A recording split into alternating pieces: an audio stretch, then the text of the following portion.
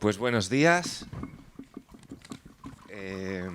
Bienvenidos a todos, especialmente los que anoche trasnocharon un poquito, disfrutando también de la noche alcalaína, que fuimos unos cuantos y aquí veo con una representación de que parece que no pasó nada. Muy bien, esa es la actitud, que mezclamos el mundo físico con el digital de manera excelente. Bueno, tenemos hoy un panel de expertos extraordinario. La verdad, agradeceros a todos el acompañarnos hoy aquí en el Congreso. Vamos a ver cómo tocamos ámbitos muy diferentes, que es lo que enriquece la conversación, ¿no? Tenemos a Juan Zafra, que primero a mi derecha, amigo y director general del Club de Editores ahora, aparte de la revista Telos de la Fundación Telefónica, una revista de las de verdad, de las de contenido, de no leer en diagonal, sino leer contenido para profundizar, para entender los temas de la complejidad de que nos estemos enfrentando, ¿no? Y Juan fue además director general director de comunicación de Red.es en su momento, o sea, empresa privada y público.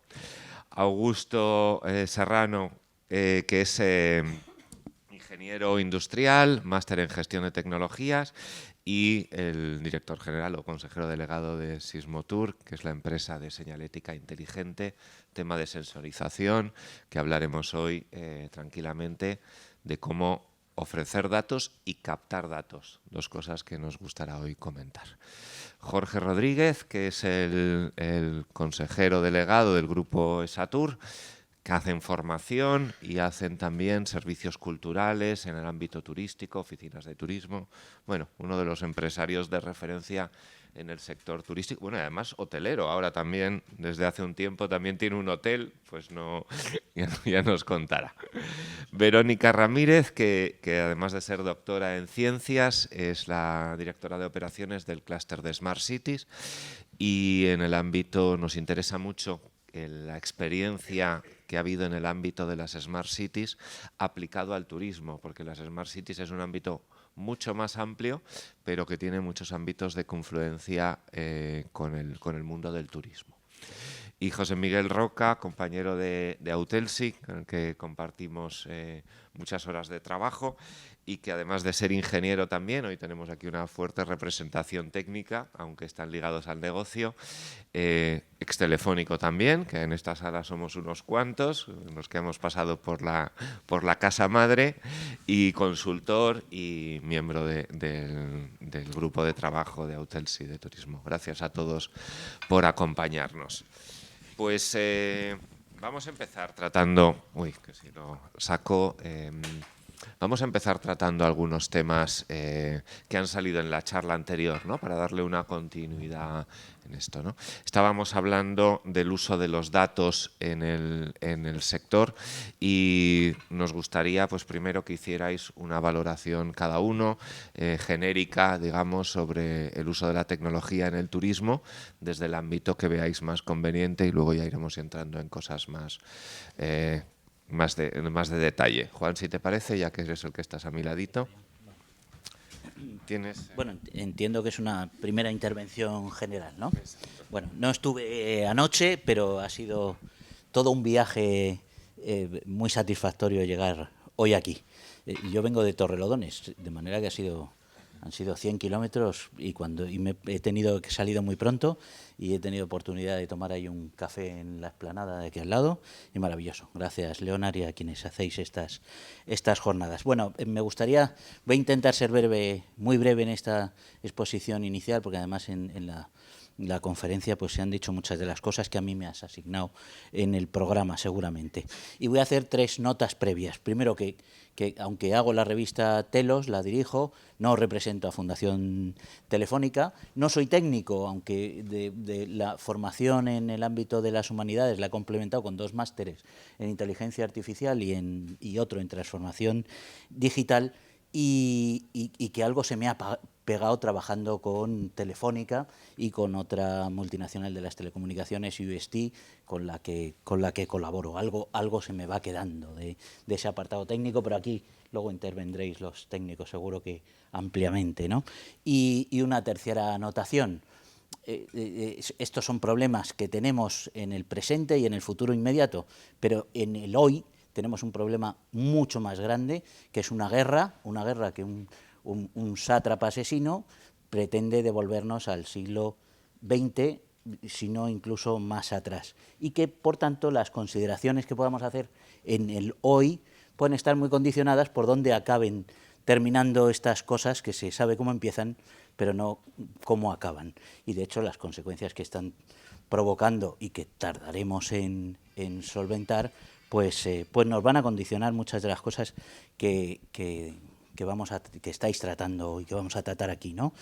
Preguntaba en esta sesión los retos que tenemos. Pues yo creo que el reto principal es qué queremos hacer, cómo lo queremos hacer, dónde queremos llegar. Y el gran reto es saber qué estamos haciendo y por qué lo estamos haciendo, ¿no? Y eso tiene mucho que ver con la formación y la capacitación, que es lo que Leonard me invitaba a reflexionar. Bueno, creo que tenemos una oportunidad excepcional, el progreso tecnológico es exponencial, la tecnología diría que casi lo puede todo. Además, vinculando tecnología y España, pues estamos en una potencia mundial en el ámbito del turismo, que es lo que hoy nos convoca, con un atractivo patrimonial, cultural y humano excepcional, al que se suma el sol y la playa. No nos olvidemos que eso es el atractivo fundamental. Cuando el Instituto Elcano hace sus estudios sobre qué se reconoce en España, pues en el mundo nos reconocen por el sol, la playa y la paella. Y creo que el orden es el inverso. Bueno, y que además tenemos un atractivo enorme no solo para el turismo de ocio, sino, como se demuestra por las estadísticas, por el turismo asociado al trabajo. El número de congresos, de eventos que se celebran nacionales e internacionales, y al que se suma, diría que con un crecimiento exponencial, la oportunidad que ofrece el teletrabajo, ¿no? No hay más que mirar, por ejemplo, a Málaga o a Levante, cómo se están convirtiendo en centros de atracción de talento multinacional que trabaja globalmente. Eso hay que tenerlo en cuenta. Bueno, luego hay otra oportunidad excepcional, que son los Next Generation, que es verdad que están esos fondos que están muy condicionados ahora por esa coyuntura bélica en la que estamos y que probablemente acabe yendo más allá. Y luego hay otra oportunidad enorme, que es que la Unión Europea ha declarado que el año próximo, el 2023, es el año de la capacitación digital y que va a poner, ya ha anunciado, una enorme cantidad de recursos para la formación en habilidades digitales. Bueno, sin embargo, hay un pero muy grande en este país, y yo diría que es que hay más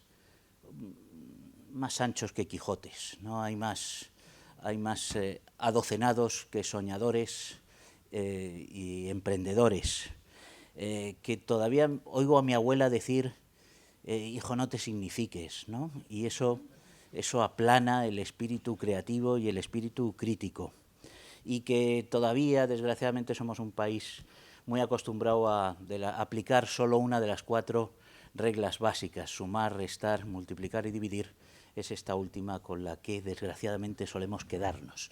Y eso hace que fluya poco, que la tecnología, la implementación de la tecnología y los fondos que se destinan a fomentar la implementación de tecnologías fluyan, si es que fluyen, poco o muy poco, ¿no? Y además, y lo más importante, hablando de retos, que tenemos 2 instituciones básicas para la transformación, anquilosadas en las viejas posiciones de poder y con poca iniciativa, y diría que con un conocimiento que se va cada vez quedando con menos valor, que son la enseñanza y las administraciones públicas. Caray. Sí, que alguien lo tiene que decir. Pero en cambio tenemos una iniciativa privada que está solventando muchos de los problemas que están generando una enseñanza, particularmente en la universitaria, y una administración pública con procesos, procedimientos que se ajustan poco a la realidad que la ciudadanía y las empresas y el tejido empresarial español se compone básicamente de pymes, experimentamos en nuestro día a día. Y chocamos, es como pues, nos encontramos entre cuatro paredes, que además son paredes pues que pertenecen a un siglo anterior, ¿no? Bueno, como digo, la iniciativa privada pues creo que está solventando muchos problemas, sobre todo lo que tiene que ver con la formación. También hay algo que estamos viviendo, que es el empuje a la formación profesional, pero desde la iniciativa privada también la puesta en marcha de una formación no reglada, una formación sin tiempo ni espacio.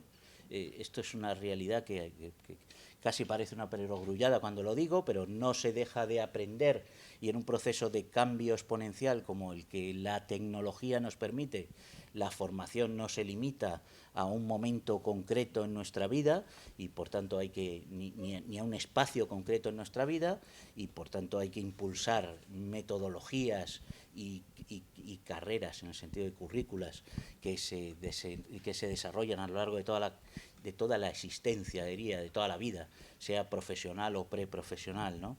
Y también esa iniciativa privada pues está poniendo en marcha modelos de formación muy vinculados al mercado, muy vinculados a las demandas de no solo de las empresas, sino también de la ciudadanía, de los consumidores, que como digo, somos más digitales que analógicos, aunque nos parezca mentira. Lo de no te signifiques no le hiciste caso, evidentemente. No, es Juan el que se mete en todos los charcos.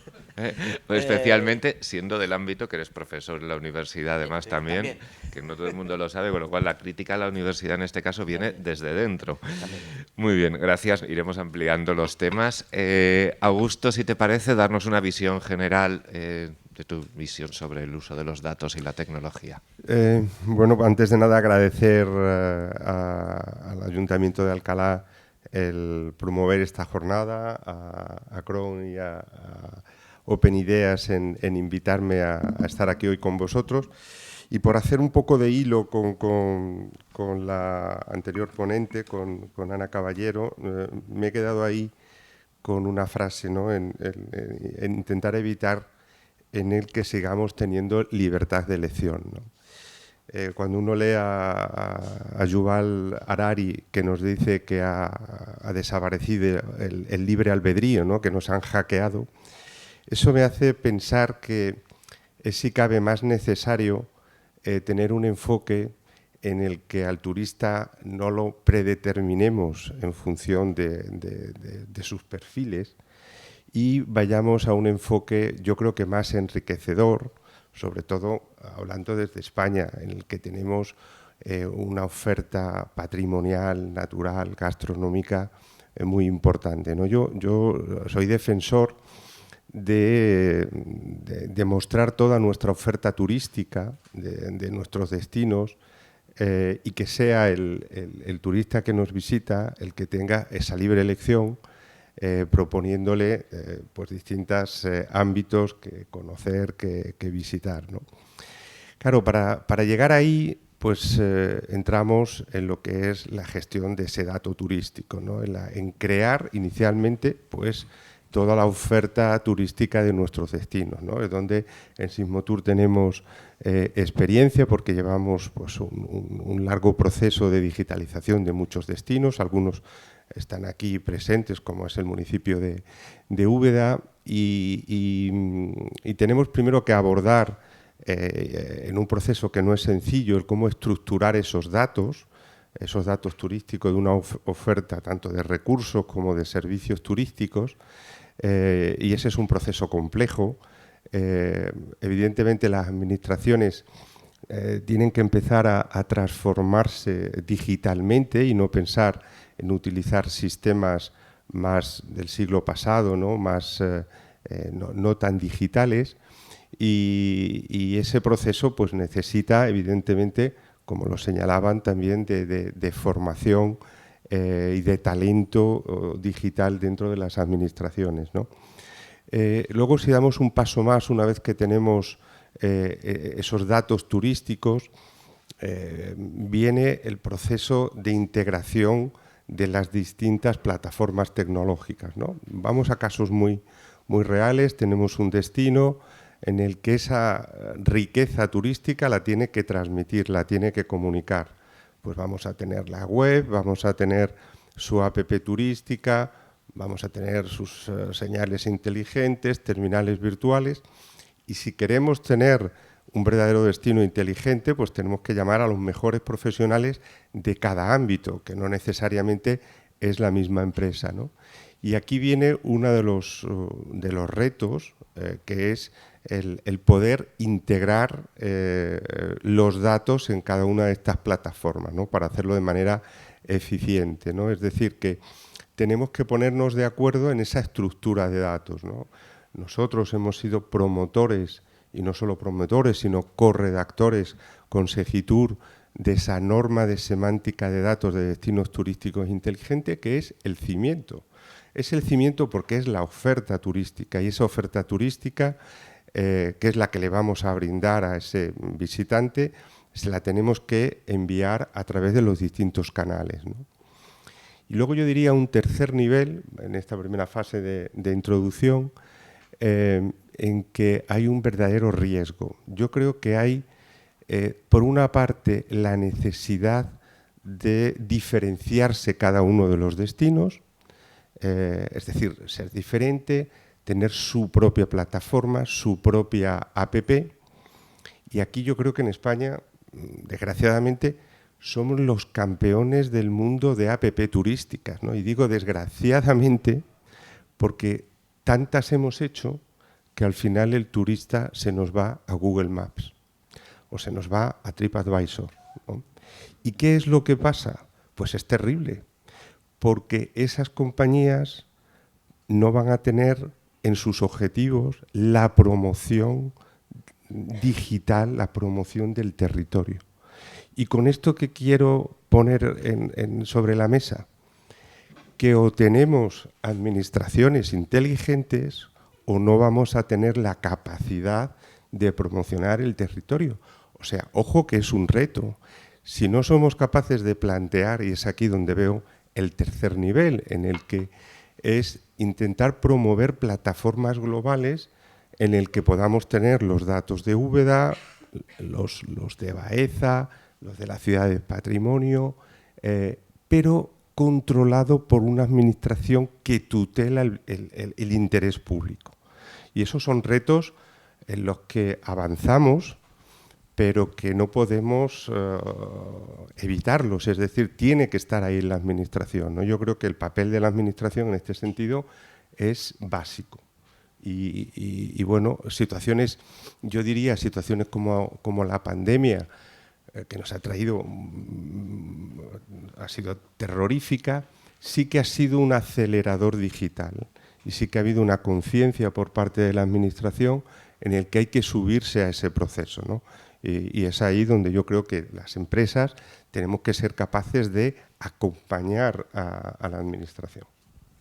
Me planteas un tema interesantísimo que salía ayer, ¿no? Como el papel de esas grandes multinacionales, cómo acaba condicionando el desarrollo público y turístico, ¿no? De hecho, lo estamos viendo ahora incluso con todas las campañas de los museos, las exposiciones estas inmersivas, desde la iniciativa privada, que están eclipsando a la oferta mucho más tradicional, digamos, no capaz de monetizar de esa manera, porque su objetivo no es monetizar, con lo cual pues el Prado seguramente no puede competir con eso, porque tiene otras cosas, pero en las plataformas les es más rentable dar visibilidad a lo que monetiza más.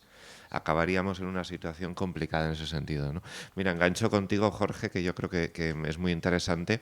También el tema, por ejemplo, del castillo que hablábamos antes de entrar, de Alicante, como un acontecimiento, un punto de interés turístico público del Estado, cómo conseguir poniendo de relevancia, también entendiendo las necesidades del turista, para jugar en ese nuevo entorno en el que nos encontramos, ¿no?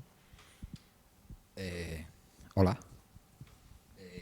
Bueno, yo lo primero también agradecer a Open, a Crow y al Ayuntamiento de Alcalá la invitación. Mi compañero de mesa viene de Torrelodones, yo he salido de Alicante un poquito más temprano que él esta mañana para poder estar aquí.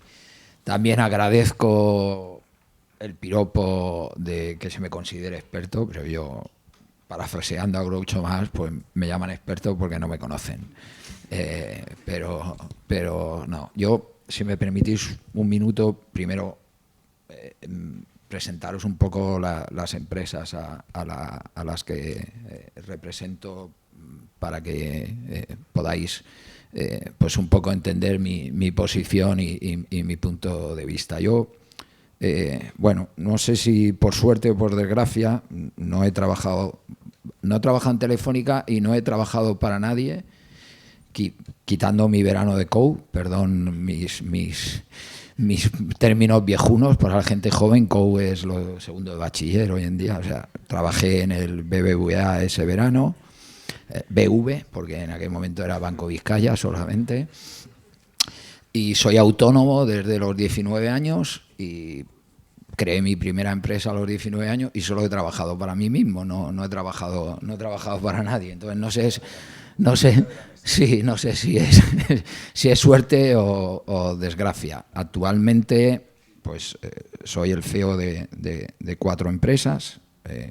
Una es, y tiene mucho que ver con lo que estamos hablando, la más importante es Esatur Servicios, que es una empresa de servicios turísticos y culturales, donde supongo que Leo me invita por mi defensa encarnizada de que la administración necesita socios privados para sacar adelante sus proyectos, y aquí lo tenemos. El 99% de la facturación de esta empresa es a la administración a todos los niveles. Trabajo para Comisión Europea, Gobierno de España, distintas, Generalitat, gobiernos regionales, ayuntamientos, etc.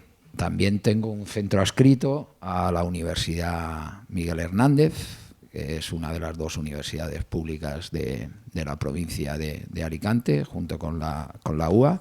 Impartimos pues 2 grados y algunos másters, también muy relacionados: turismo, protocolo y organización de eventos. Como ha dicho Leo, pues también me dejé engañar y abrí un pequeño hotel que es un gran modelo de sostenibilidad, y si luego pues se tercia, pues podré explicaros alguno. En este tema es muy importante el tema de los datos, porque tuve la brillante idea de abrir el hotel finales del 19, por lo tanto no tengo... O sea, abrí y empezó la pandemia. Por lo tanto, los únicos datos que tengo en mi hotel son pospandémicos y no puedo compararlo. Tampoco me voy a quejar, porque al ser un hotel de naturaleza, con una especie de contenedores diseminados por la montaña y en plan sostenible, pues ha sido uno de estos hoteles que en principio ha funcionado incluso con la pandemia, porque era el tipo de hotel que la gente buscaba. Y luego tengo pues una cadena de centros de formación turística especializados en el Ministerio de Fomento para impartir el curso para obtener la licencia de tripulante de cabina de pasajeros. Y bueno, tengo una escuela en Madrid, en Barcelona, una en Valencia, en Alicante y otra en Murcia. Por eso digo que yo puedo aportar, o quiero poner encima de la mesa, este tema tan importante, y tan importante en los Next Generation, porque bueno, lo que estoy leyendo, y estáis leyendo todos y estáis viendo, es que tenemos los fondos ahí, pero no parece claro que vayamos a ser capaces de gestionarlos.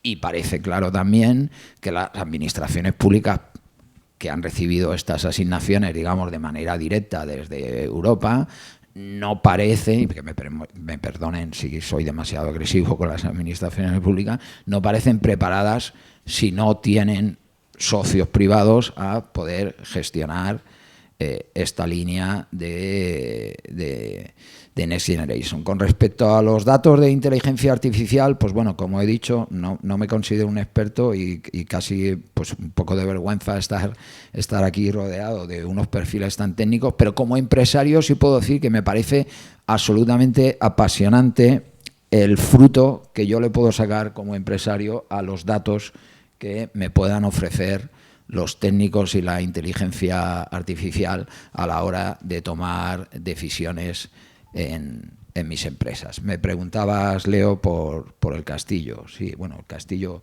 es un claro en Alicante, no sé si habéis tenido la oportunidad de ir, pero desde donde estéis sabéis que hay un castillo ahí en medio, enfrente de la playa, que generó cierta controversia el año pasado porque se decidió sacar pues una licitación para externalizar el servicio de atención al público y de dinamización del castillo, que bueno, alguien o algunas fuerzas catalogaron enseguida como privatización, privatizan el patrimonio, lo va a llevar una empresa privada y tal, donde es un claro ejemplo de que cuando la administración no puede prestar un servicio en condiciones por sus restricciones económicas, de personal, etc., yo creo que la solución es buscar un socio fiable, que se le controle y que pueda aportar allá donde las administraciones no llegan. Creo que como introducción... Pues, perfecto. Verónica, si te parece, también un poco de las empresas de innovación y demás. Hola, buenas tardes. Buenos días. Pues como todos mis compañeros, agradecer a Leonard que haya contado conmigo y darme esta oportunidad, bueno, pues de estar 2 días compartiendo con vosotros. Yo tampoco soy muy tecnóloga, aunque esté viviendo en este mundo de las ciudades inteligentes desde hace 8 años, pero sí que tengo la oportunidad dentro de Smart City Cluster para dar una pincelada de conocer todo el desarrollo que desde la industria se está haciendo, desde 220 empresas, para acompañar a esa transformación de la ciudad digital y no digital, ¿no? Porque creo que hemos de reflexionar, y esta semana tengo la oportunidad de estar en muchas mesas, en muchos foros, ¿no? De que al final trabajamos por y para las personas, ¿no? Y que la digitalización se está comiendo muchas de los principios de una ciudad, ¿no? Para que un poco contaros cómo veo todo este cambio, ¿no? de la transformación de nuestras ciudades, los datos, cómo trabaja la administración pública, cómo trabajan las empresas, ¿no? Y un poco también alineándome con todo lo que han dicho mis compañeros de mesa. Creo que una clave es acercar la industria a la administración pública, acercar la empresa a la administración pública, ¿no? Ahí es verdad que nosotros tenemos como clúster un papel porque esa es nuestra prioridad, ¿no?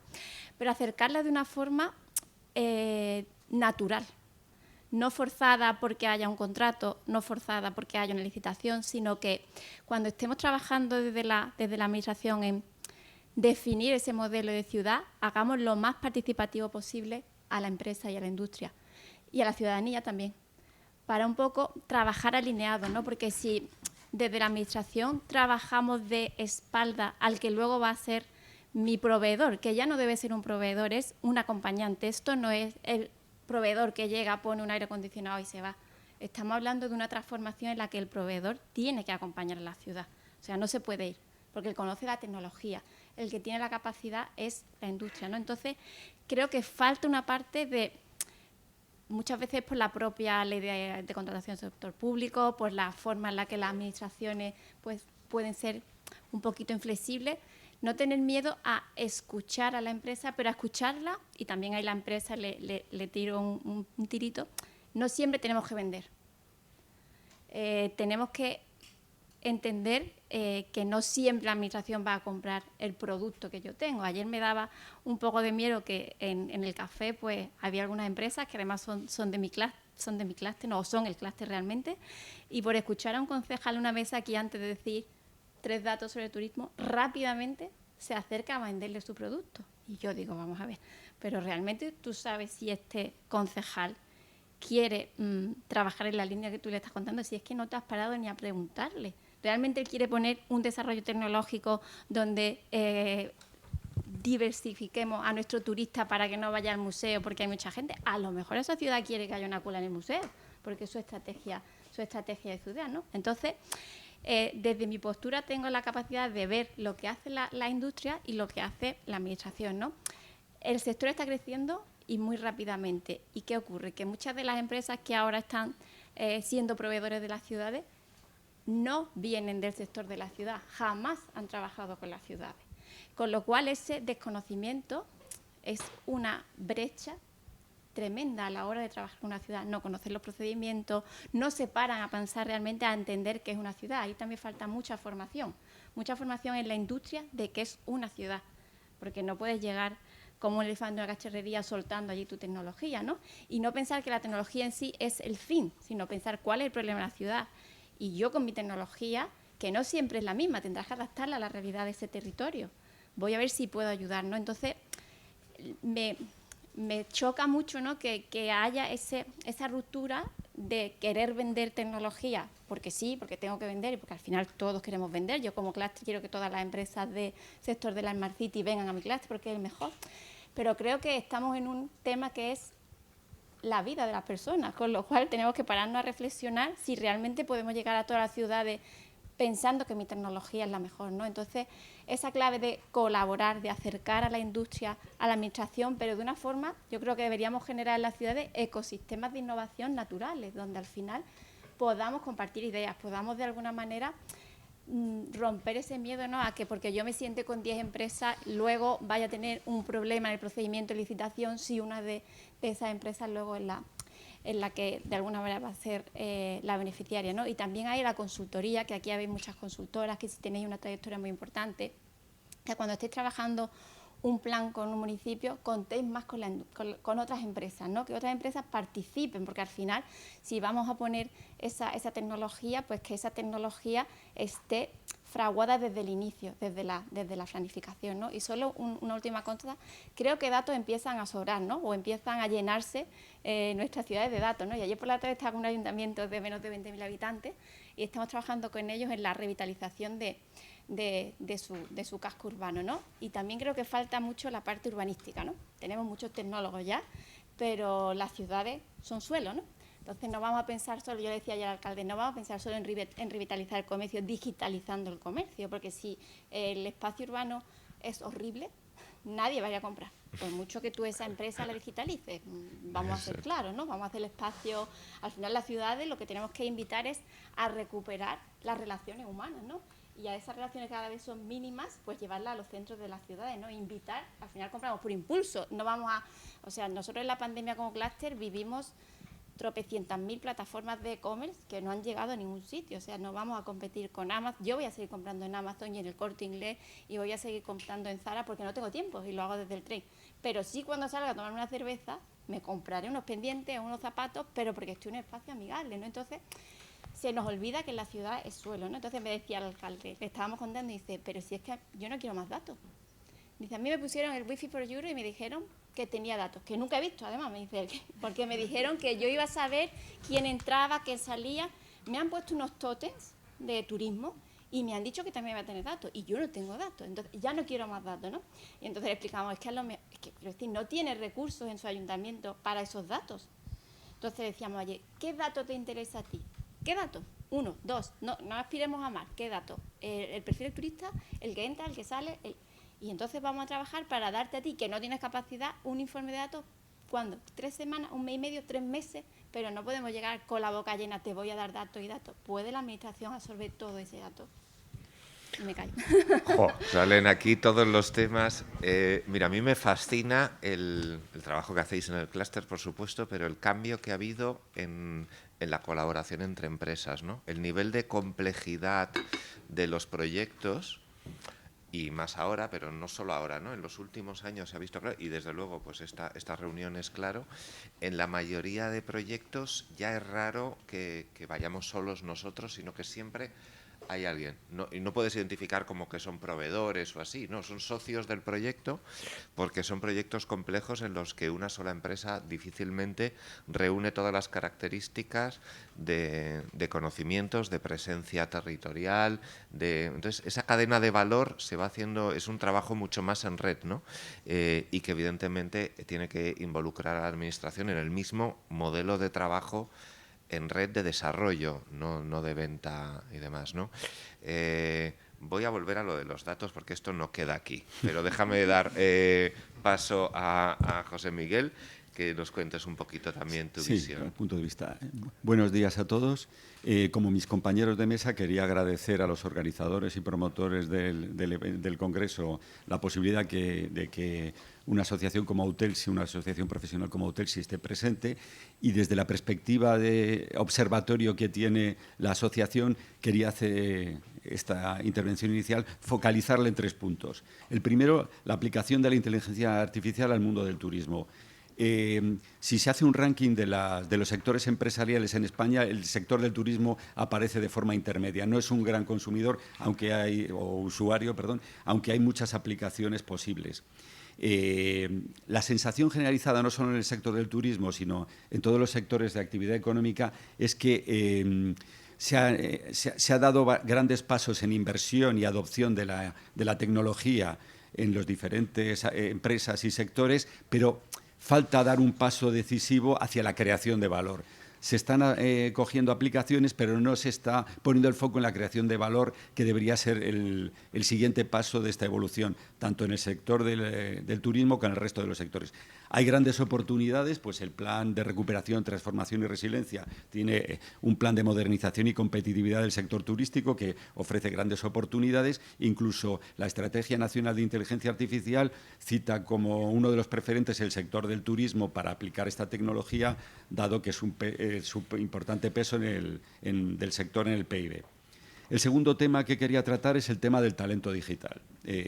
El talento digital es necesario y más ahora, en todos los sectores de actividad. El sector del turismo tuvo mucho más impacto el tema de la pandemia y, por lo tanto, parte del turismo emigró hacia otro tipo de sectores, talento digital que habría que recuperar de la manera más rápida posible. Y la sensación generalizada es que el sector del turismo no es de los más atractivos para ese talento. Entonces, utilizar la inteligencia artificial en el mundo del turismo implica gestionar y manejar datos, con lo cual es necesario ese talento digital experto en Big Data y tecnologías similares. Y el último tema que quería plantear es el tema, ya al hilo de lo que ha comentado Ana Caballero, es el tema de la ética en el uso de la inteligencia artificial. El sector del turismo no es de los más afectados por la gestión ética o por los problemas derivados de la ética. Hay otros sectores que presentan más riesgos de sesgos, discriminaciones, recursos humanos, tema de salud, seguros, banca, legal, etcétera. Pero, en cambio, el sector del turismo maneja muchos datos, entonces la ética tiene que focalizarse más en protección de datos, privacidad.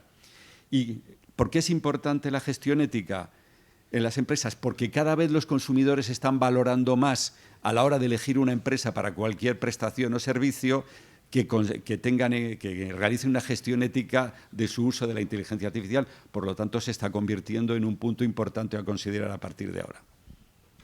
Bueno, yo es que ahí me meto en el charco.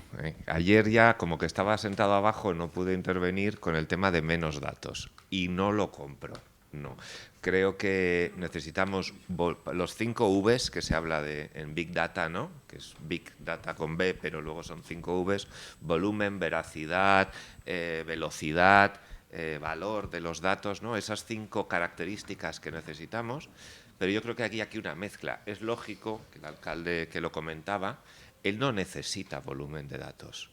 Él lo que necesita es un cuadro de mando que le muestre sus intereses de forma que él lo entienda. Pero para tener ese cuadro de mando con los intereses necesitamos volumen de datos. No menos es más, no es cierto. Necesitamos volumen de datos fiables, de datos rápidos. Los informes del INE, por ejemplo, que estaban planteando, es una barbaridad. Datos mensuales, cosas así, en el sector turístico, mensuales de agosto. Y te los dan el 10 de septiembre, pues ya ha pasado el mes. Nosotros en comunicación, claro, tenemos datos en tiempo real. Si yo tuviera que una campaña de comunicación o la ajustara día a día, es que la ajustas día a día, si está funcionando un anuncio o no, o cuáles son los segmentos, ¿no? Entonces, como tú vas al taller y entonces en el taller te empieza a abrumar dándote datos de tu coche. No, a mí dime 2 cosas, ¿vale? ¿Cuánto me va a costar? ¿Cuándo me lo vas a tener?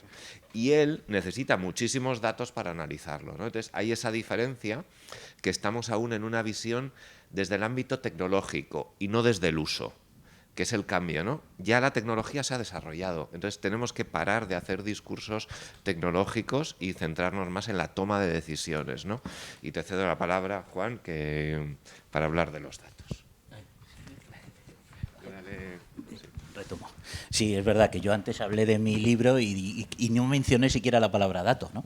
Pero mencioné el qué estamos haciendo y qué queremos hacer, cómo lo queremos y para qué lo queremos hacer y cómo lo queremos hacer, ¿no? Y eso está imbricado con esta cuestión de la tecnología. Bueno, yo creo que vivimos un tiempo de como una especie de espejismo tecnológico, ¿no? Vivimos deslumbrados por esa enormidad de capacidades tecnológicas que existen. Claro, y esto responde a este contexto global en el que vivimos. Vivimos 24/7 conectados con una capacidad de proceso en los laboratorios enorme, como se ha demostrado en el ámbito científico, y eso hace que las innovaciones, las novedades tecnológicas, pues aparezcan cada día, ¿no? Y eso provoca un deslumbramiento. Bueno, nos hemos deslumbrado tanto que en cuestión de capacidades, de cualidades, hemos empezado a llamar hard skills a todo lo que tiene que ver con las matemáticas, la tecnología, la ciencia y demás, y soft skill a todo lo que tiene que ver con el diálogo, el cariño, la conversación, el trato, la experiencia. Y claro, y eso en definitiva significa que nos hemos olvidado que somos personas. Y como decía Ana, que esto de la tecnología lo hacemos las personas para llevar una vida mejor como personas, ¿no? Hay 2 libros que tengo ahora mismo de referencia que son dignos de ser humanos y que rompiendo todos los tópicos históricos dice que las personas somos buenas y se demuestra en los momentos de crisis. Y crisis son una pandemia, pero crisis es también todo aquello que plantea una oportunidad de revisarse. Y estamos en ese momento de revisión, ¿no? Y el otro es deep work, el trabajo con compromiso, ¿no? Creo que esto, cuando hablamos de turismo, significa que los datos sirven para el back office. Lo ha comentado Jorge. Por cierto, yo ahora sigo por la ruta con Pluton, llego hasta el castillo de Alicante, que está fenomenal. Y muy bien hecho lo que estáis haciendo. He ido en alguna de las sesiones que se hacen allí. Estupendo. Bueno, que me he ido a Alicante. Los datos están en el back office, pero y la tecnología está en el back office. Lo que está en el front son las personas. De hecho, es que cuando las personas trabajan y se relacionan como máquinas, prefiero las máquinas, infinitamente. Cuando un hotelero, un profesional de la hostelería me trata como o se comporta como una máquina en la recepción, prefiero una máquina que no tose, por ejemplo. Y eso hace que debamos reivindicar pues esos componentes que nos hacen humanos.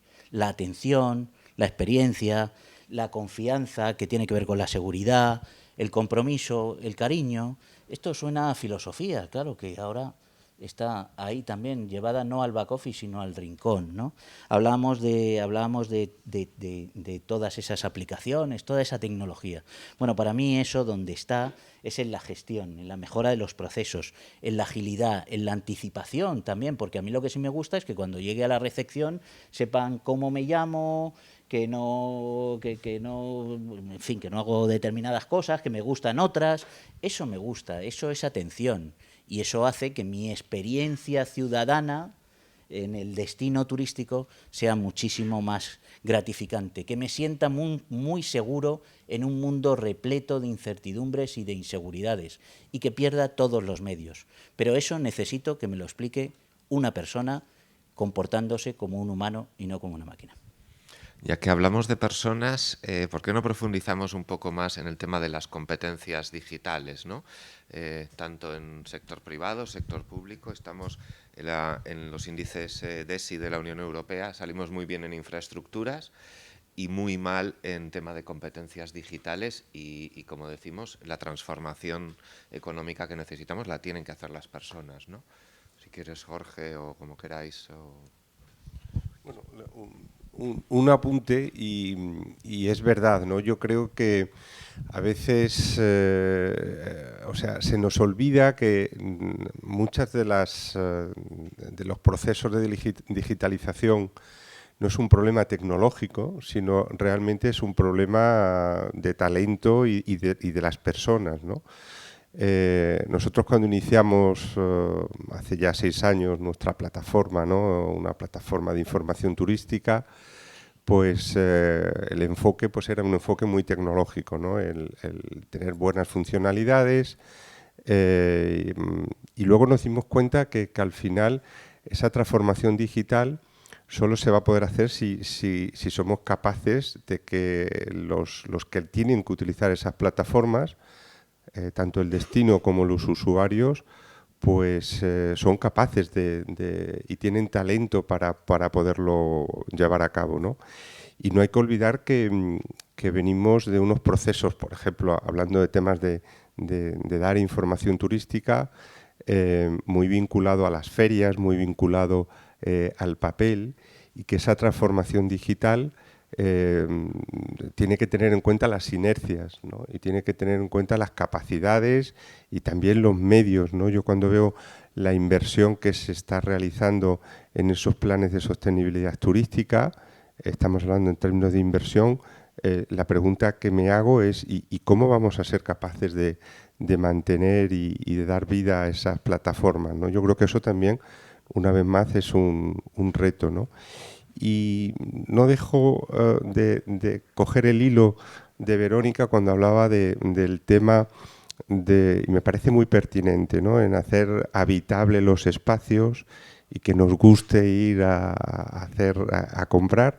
Nosotros en ese sentido identificamos, pues también hace ya unos cuantos años, en que cuanto más nos aproximamos a la humanización de esa tecnología, más éxito podemos tener, ¿no? ¿Y a qué me estoy refiriendo? Pues, por ejemplo, en términos de información turística, todos conocemos el sistema de comunicación de una señal turística, es decir, algo que hemos aprendido y que venga a Alcalá un americano, un chino, un vasco o un extremeño como yo, pues lo va a entender, ¿no? El reto, yo creo que para que sigamos teniendo ese componente físico, ya sea de una calle comercial, ese componente humano, es utilizar ese sistema de comunicación, pero apoyándose en la tecnología. Es decir, si soy un francés y estoy, por ejemplo, en Cáceres y me van a dar una información, pues a través de una señal inteligente, pues que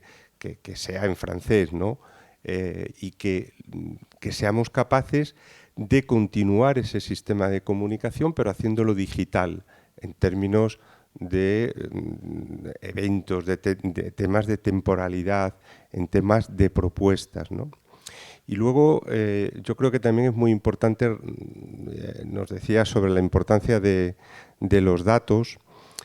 Si bien yo diría que tener una descripción de la oferta turística de un destino es un proceso, como antes comentaba, abordable, por ejemplo, a través de la norma de semántica de destinos turísticos inteligente, me parece mucho más complejo tener datos del lado del turista, ¿no? El back office lo tenemos los datos, pero para que nuestros front sean utilizados, es ahí donde vamos a tener dificultades, ¿no? Porque Google tiene muchos datos porque hay mucha gente utilizando Google, ¿no? Entonces, o somos capaces de poner en el mercado plataformas que se utilicen, o nuestra descripción de la demanda turística va a ser muy pobre. Es decir, no vamos a tener datos, ¿no? Y en este sentido, pues utilizando un sistema conocido como puede ser un sistema de comunicación vía las señales turísticas, vamos a tener la realidad de lo que el turista está demandando y lo que está buscando, ¿no? Y aquí hago el hilo también con otra de las cosas que nos comentaba Ana, es sobre el tema de la privacidad. Mirar, en el tema de la tecnología en Beacon, que es la que se utiliza en las señales inteligentes, que es un marketing de proximidad, cuando se inicia el proceso, lanza Google el sistema Nearby, que al principio conectaba un beacon con el navegador. Nosotros cuando vimos eso dijimos, tardará muy poco en desaparecer esa posibilidad. ¿Por qué? Pues porque los mall americanos ya no nos spameaban en el correo, sino nos spameaban en la calle. Y entonces actualmente no existe la posibilidad de conectar ese marketing de proximidad con el navegador. Te tienes que ganar la confianza de ese turista a través de una app. Pero veo que este también va a ser una fase intermedia y vamos hacia una tercera fase. Y en que no hagamos sistemas push, es decir, en el que friamos de notificaciones aplicaciones que están funcionando en modo latente, ¿no?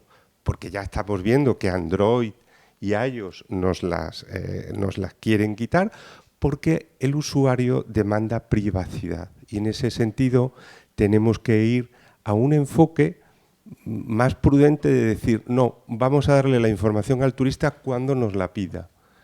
Y en este sentido vamos a humanizar esa comunicación digital, ¿no? Y va a ser cuando él lo diga, y ahí sí, cuando nos ha pedido información, sabremos que le gusta pues, la ruta de vinos que le hemos preparado. Y ahí esa información se la daremos con los indicadores oportunos al destino.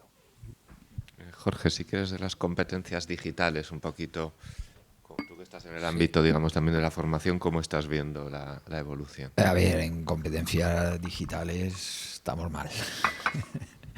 Diagnóstico, estamos mal. A mí ya me pilla un poco mayor, no sé, habría que tener un poco visión de estas nuevas generaciones. Mi hijo, que se ha criado con la tablet desde los 2 años y que está en el Fortnite y que me peleo con él para que no esté 6 horas todos los días, pues habrá que ver esta generación cuando llegue a una edad de competencias, cómo están. A ver, yo creo que hay 2 temas importantes. Uno se ha dicho, a ver, la abrumación de datos, y creo que tú lo has dicho, no es tener una abrumación de datos, es saber cómo usar estos datos. O sea, datos podemos tener, pero no tengo claro. Yo, por ejemplo, como empresario, no tengo claro. Os voy a contar dos ejemplos muy interesantes. Uno, el verano de la pandemia, el del 2020, Benidorm, Torrevieja, decidieron parcelar las playas para que no hubiera... También parcelar las playas, ¿no? Entonces había que entrar en una app para reservarte tu zona de playa. Y me acuerdo estar en reuniones que esto arrojaba una serie de datos que no teníamos, vamos, imaginar, ¿no? Imaginar la administración o los políticos en Alicante que tú le dices, bueno, vamos a coger datos, ¿a qué viene la gente de Alicante? Digo, no hace falta que hagan nada, a la playa. ¿Sabes? No hace falta mucha inteligencia artificial, yo creo que la gente viene a la playa. Pero mirad, en este parcelamiento de playa, yo me acuerdo estar en reuniones con los ayuntamientos donde, bueno, se sacaban una serie de datos que entiendo que pueden ser relevantes. Por ejemplo, sacábamos unos datos donde veíamos que la familia de Alcalá, cuando venía a Benidorm, ocupaba la playa a las 8 de la mañana. No en esa imagen que están haciendo cola ahí con las sombrillas para ponerla. Pero bueno, teníamos que, he dicho Alcalá, por decir, Comunidad de Madrid, ¿no? El del interior de España, que es un gran usuario de Alicante o de Comunidad Valenciana, como todos sabéis, por playa, gastronomía, etc., nos dábamos cuenta que ocupaba la playa entre las 8 y las 2. ¿Por qué entre las 8 y las 2? Porque, bueno, madruga, quiere aprovechar la playa, le gusta.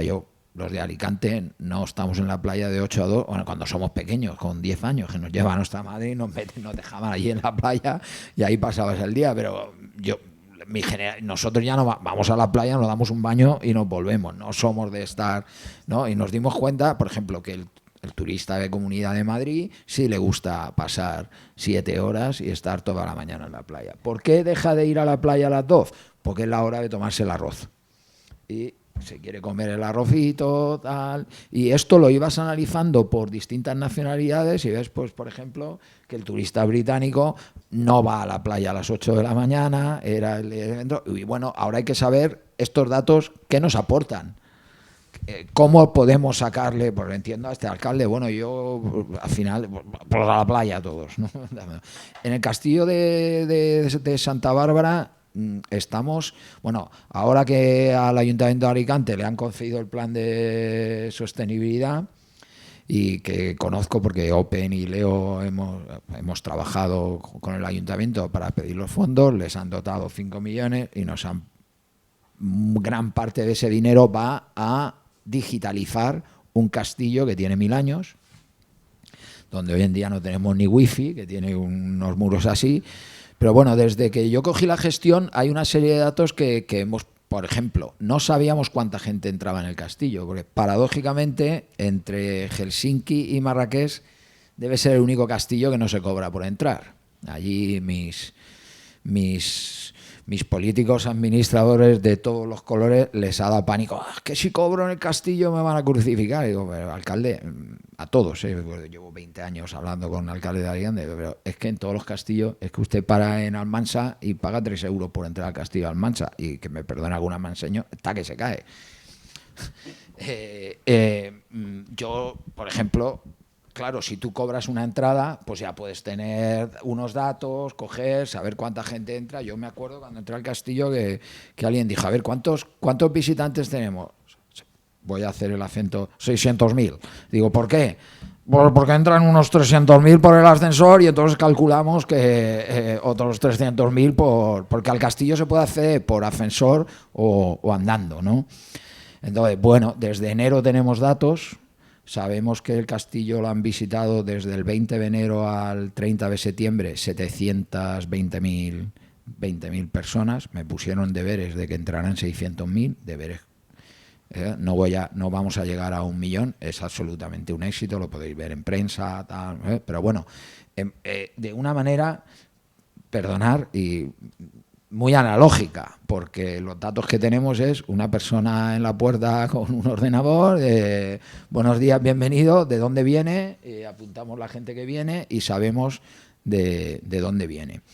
Otro de los datos que me chocó mucho, la primera vez que me siento con los datos del castillo sería abril, mayo, ya teníamos 3 meses de recorrido. El visitante, la nacionalidad que más estaba visitando el castillo de Alicante era polaca. Esto considero un dato muy interesante, ¿no? Yo esperaba que fueran los británicos. A ver, ahora se ha consolidado y están los británicos los primeros, porque evidentemente el público que tenemos en Alicante es mayoritariamente británico.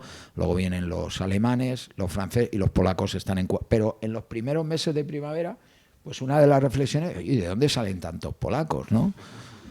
Aquí de repente, vamos, 50 años en Alicante y nunca me he cruzado un polaco, y ahora resulta que 1 de cada 3 que está entrando en el castillo es polaco. Evidentemente todo tenía una explicación. Alicante, el aeropuerto de Alicante está muy bien conectado con Polonia, tenía X vuelos con gas, y esto, bueno, pues nos ha dado, por ejemplo, ideas, o le puede dar ideas, porque mi competencia no es la promoción turística de la ciudad, pero entiendo que el Patronato de Turismo ya sabe con estos datos que su sitio más visitado es el castillo y que tiene, que a lo mejor hay que hacer un esfuerzo de búsqueda en países del este, que son potencialmente, digamos, un tipo de turista no tradicional, porque allí ya sabéis que, bueno, que os voy a contar, Benidorm, pues británicos, o sea, hay más británicos que alicantinos en Benidorm. Entonces, bueno, yo creo que el reto está en saber interpretar estos datos, en no dejarnos abrumar por los datos,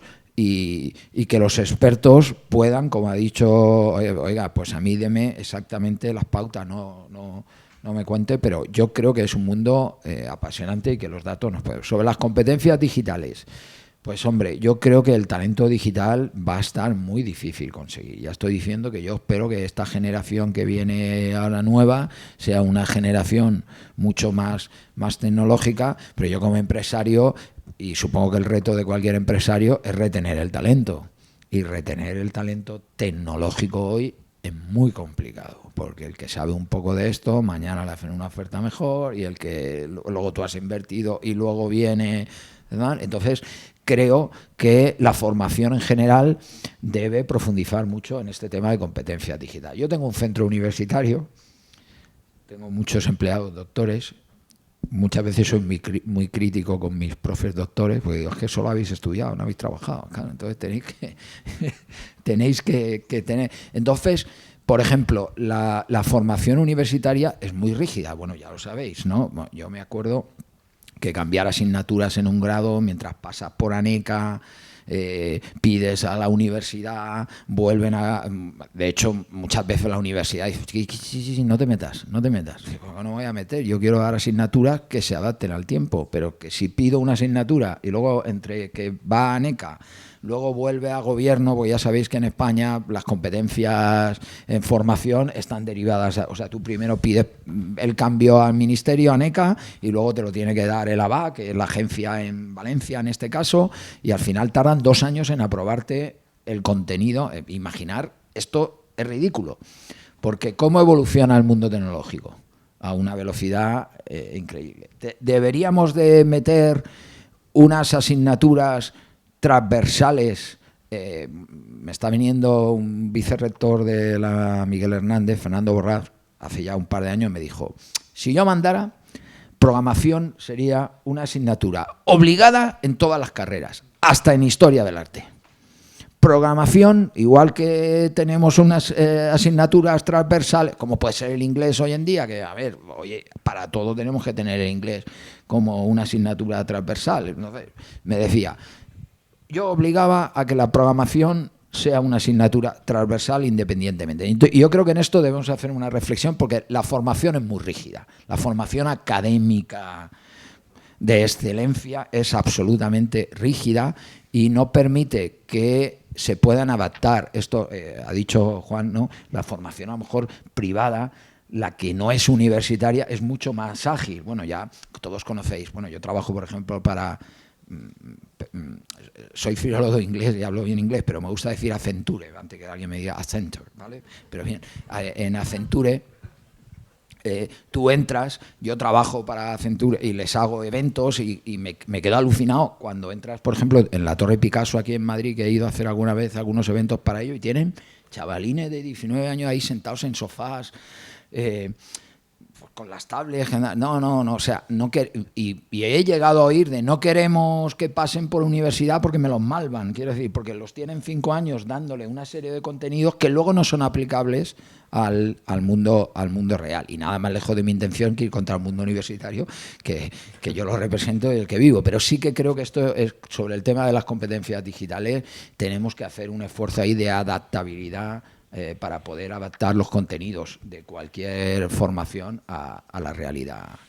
Y además como que nos encontramos con que cambia tan rápido, ¿no? Nos pasa en la medicina también, que claro, lo que estudiamos, imagínate nosotros, pues lo que ha ido cambiando en los últimos años es una formación continua, porque cambia siempre, ¿no?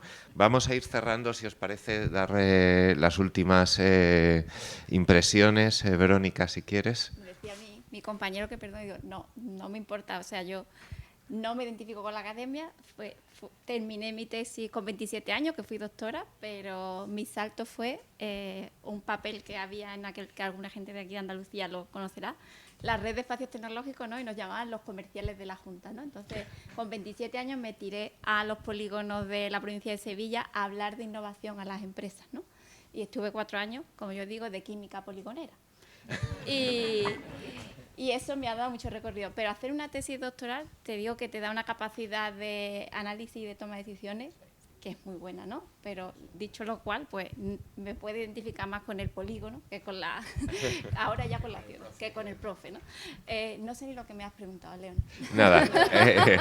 Algunas impresiones sobre el tema de competencias también en tu ámbito pues, que tocáis para ir cerrando nosotros ya. Que escuchamos a la industria, pues lo que nos demanda continuamente es la falta de talento y la falta de esa ruptura, ¿no? De esos perfiles tan estrictamente académicos, ¿no? En competencias que no requieren nuestras empresas, ¿no?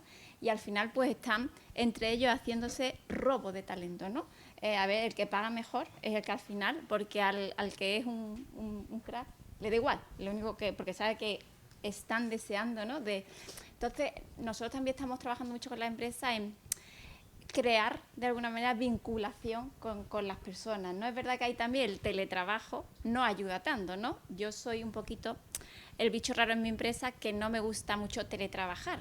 Pero nada más que yo salgo por la puerta que salí el lunes, el martes nadie fue a la empresa. Y me dicen algunos compañeros que si tú no vienes, no venimos. ¿Por qué? Porque yo soy un martillo pilón.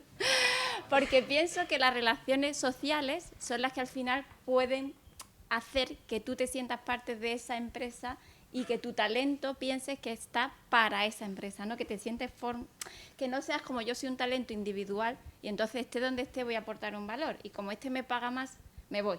No, que tú pienses que realmente en tu empresa es la que estás aportando tu talento, ¿no? Y que al final eres un puzzle que forma parte de todo, ¿no?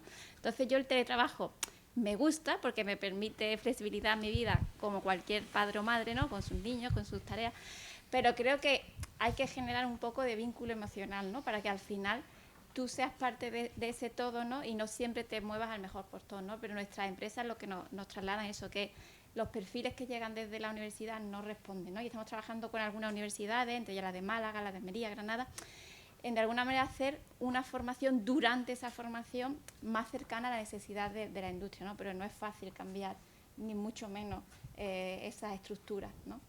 Tan obsoletas, ¿no? Y luego en la parte de la ciudad, pues igual, ¿no? Creo que al final estamos poniendo en manos de tanto gestor público tanta información y tan rápidamente, ¿no? Que tampoco le estamos dando tiempo a ellos a formarse, sino que estamos rápidamente dándole más y más y más, ¿no? Y al final hay que reflexionar, ¿no? Y incluso los fondos Next Generation, es que no es una cosa fácil.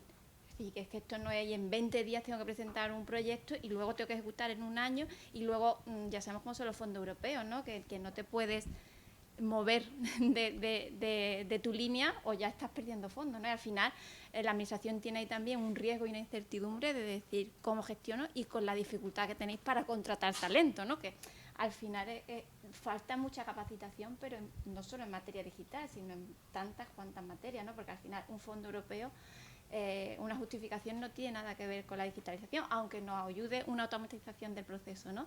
Pero al final son otro tipo de tareas para las que tampoco tenemos ahora mismo profesionales formados, ¿no? Final, es un reto para todos, ¿eh? De hecho, hay convocatorias y procesos que aquí, con perdón de la abogada estrella del día, pero que parecen hechos expresamente para que no se entiende, ¿no? La convocatoria de experiencias turísticas era tienes que leer 5 veces para entender cómo lo que estaba planteando, colaboración, destinos, otro y tal. Digo, ¿esto quién lo ha hecho? ¿Sabes? Digo, yo que me dedico a esto. O sea, digo, si tú estás trabajando en una administración y encima tienes otras cosas y tal, digo, tú te lo lees y dices, no sé ni por dónde empezar, vamos, con toda la razón, porque es infumable, ¿no? Y así hay muchas. Es un reto el utilizar el lenguaje en todo, que sea entendible, y en la tecnología también, ¿no? Hacerlo, que igual pasa con las sedes electrónicas y todo esto. Pues te va a tocar cerrar. Yo 2 ideas. Una de ellas es el tema. Inteligencia artificial usa datos. Y los datos es el elemento fundamental ahora para crear valor. Luego, para crear valor en inteligencia artificial necesitas manejar esos datos, saber qué datos necesitas, cuántos, cómo y dónde. Y para eso hace falta creatividad y competencias digitales, lo cual implica talento digital. Y todo nos lleva a que el talento digital es un bien, un recurso finito y que se disputa entre todos los sectores de actividad. Ese es el esquema y vosotros habéis puesto ejemplos.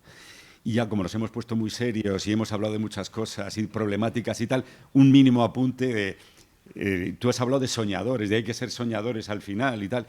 El metaverso y turismo, ¿el metaverso es una realidad o es una ficción? ¿El metaverso beneficia o perjudica al turismo? Todos esos son grandes debates que existen ahí, no vamos a resolverlo ahora, y además es el final.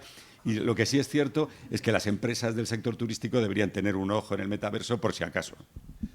Pues así cerramos con una visión de futuro. Gracias a todos, la verdad ha sido una charla de lo más interesante. Estamos en un sector apasionante. O sea, el que le gusta hacer siempre lo mismo no debería estar aquí. Entonces, nosotros nos gusta la tecnología y en un sector creativo como este, y encima con el reto que tenemos ahora de transformación, con el plan de recuperación, transformación y resiliencia, que no podría haber algo que vaya a transformar el país que como lo que nos ha tocado vivir, ¿no? Luego ya vendrá una época que ya no tendremos esa oportunidad, así que el esfuerzo merece la pena. Gracias a todos por acompañarnos. Gracias.